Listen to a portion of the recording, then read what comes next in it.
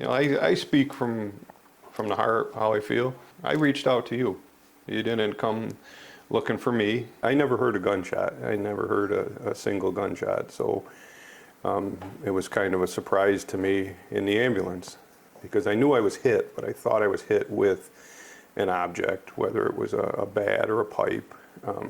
That's what the impact felt like to me, intense pressure to that right side of my head. My vision just closed up, and I describe it like the old TVs when you shut off an old TV and the screen closed into just a little dot in the middle. That's what I say where I lost consciousness. But then I fell, and thank God for the hard Irish skull. I think it woke me up because I rolled over on my own, and I was attended to right away. Joe Rashiki's a good friend of mine. He jumped down and said, "Listen, don't move, the paramedics are coming." And I did. I said, "I got hit in the back of the head."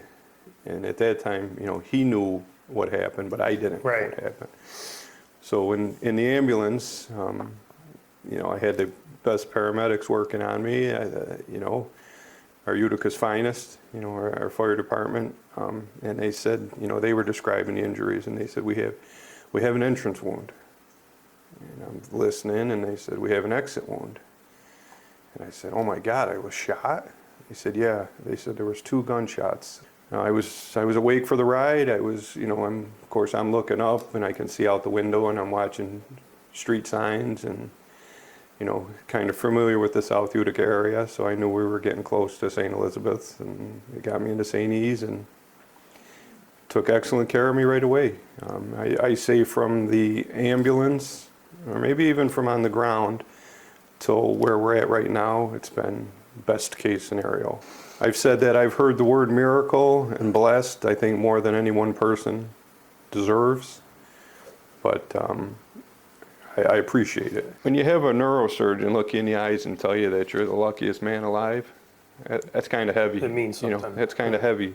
I didn't go to work September 9th. I didn't go to work for that game thinking, geez, I might not come home. I went saying, it's a beautiful September day. I think it was like 74 degrees out. You identified a potential threat and did turn it away to keep that game within the boundaries of that stadium safe. And then from, assessment and reports of what actually happened, they actually did walk away and stash weapons and basically premeditate exactly what they wanted to do in that parking lot. When you're at the point of pulling a trigger, to me, at that point, my personal opinion, I'm not a doctor or psychologist, but I think at that point you're lost. There is no, reeling that back in or talking that down. When you can do that, you're not a safe. You cannot be a productive, safe member of society. 5 years prior to doing something like that is when you find the little signs. That's the turning point. That's when you make the corrections and, choice. We got to learn to make decisions, and you have to make the right decision, What myself and a lot of other people also see is that we don't have the youth engagement that we need. We don't have the programs, and for literal society, we have to commit to that from the city. The police officers, the uniform division that is on the street, who deal with the youth every day, they'll tell you they don't want to just lock these kids up either, but they're tired of having to pick up the same kids for doing the same things over and over again, and then the system tells them, you get another chance, you get another chance, you get another chance, and with no consequence and no direction.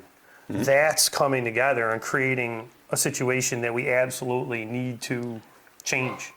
I'm a believer in, you make a mistake, we'll work with it, but there's different levels Of mistake. of crime, or we're going to say mistakes. When it's involved with a gun, what is ultimately, you got caught carrying a gun, we're going to let that slide. Yeah. You got caught carrying a gun again, we're going to let that slide. The next time you kill somebody, who's at fault?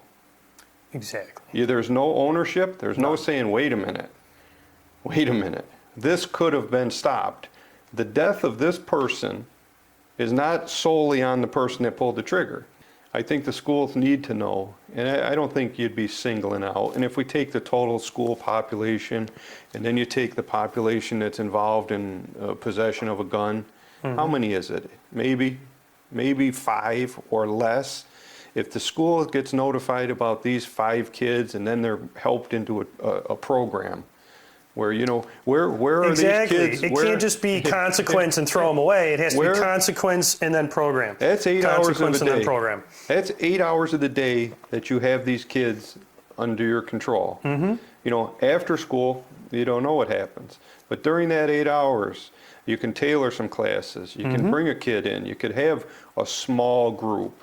Have somebody like myself who would voluntarily come in and talk and say, talk about decision making and consequences. And, my short-lived time at MV, it didn't take long to realize I wasn't a very good student. And, it wasn't for me. But I went in the military, and I went through basic training, I went through tech school, and I was an honor graduate. How do you go from a D student to an honor graduate? When I went into the military, it was a little shaky. But I found my footing, and I found good people, good mentors, and I did very well. There's different ways we could deal with this. Obviously, an immediate constructive way is to change how uniform patrol is available to the streets. Okay, how uniform patrol is ready. Now, here's the thing. The Utica Police Department has multiple different ways to rein in gang violence right now, and they do, through the Crime Analysis Center, through how we have different programs of the uniform division on the street, how we work with youth. Okay, it's not just all policing, it's community engagement. Our police department's doing a great job, but then when it comes down to it, we end up in this conversation where sometimes they're lost, okay? But moving forward, I want to be able to work with the DA's office and the courts more. If the state's not recognizing there's an issue, then the administration of the city of Utica has to categorize these problems and just repeatedly present and connect to consequence to the state why, if they don't change their laws, we have no ability to protect our city. And that's the bottom line. I want to enable our police department to protect our city. I want to enable our police department through coordination with the school district to have the school district secure our schools. The schools always were a safe haven. And that's the other thing we haven't talked about at all. When I was a kid in high school, kids were carrying guns. But here's the thing. Almost every instance, even fights, didn't happen necessarily at school, that type of stuff. They kept it between the streets, they kept it between. Even the, quote, criminal aspect had a respect for the kids who were going to school that just didn't want to be involved. And with what happened a couple weeks ago in the incident after the football game, it was still kind of that because they were targeting kids that they were rivaling with, but there's a lack of respect that they brought it to school grounds. They said, no, we don't care about any of the productive things that are going on within this city and within the school. We're gonna take what we could be doing outside of school and bring it right there. And that should be the signal to everybody that we have to start instilling different values into our youth, starting from when they're children. Like you said, grade school age. If we have lost youth that don't have a rudder, someone has to be the rudder or we end up here every single time. This has had a horrible, it's a traumatic effect on everybody. That's, I asked the question, what effect does one bullet have? Yeah, it's one bullet. No, the reverberation of that is rippling through everyone in this community.